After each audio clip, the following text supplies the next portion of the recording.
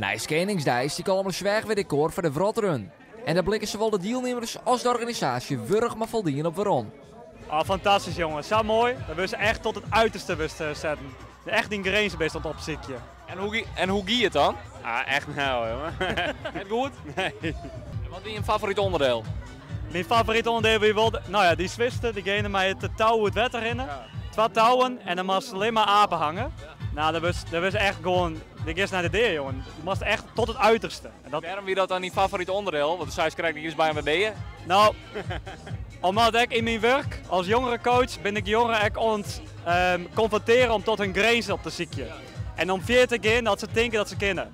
Ja, het was wel leuk, maar ook wel zwaar. Dat is wel zwaar. En wat wie het zwieren dan?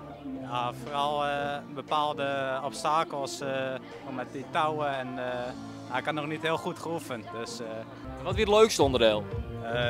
ja, het water was ook alweer het leukste, zeg maar. Dat was ook het leukste, minstens het leukste. Ja. Nou, het is leuk voor bijen om te doen en mensen die dus vrij worden een sport beoefenen hierheen, dat zijn dan de ouderen, die vinden dit echt leuk. Dus het is voor van jong en oud is het aantrekkelijk. En jong en oud dat ik mij? Ja. Het bejaardentehuis die hoef je net om mij te doen, maar nee, zelfs 50 plus doet hier aan mij. En het is dan het Aram, ik stel hem wel vast. Hoe zie je op dit moment waarom op de Aram-oeren van de Wrotrun?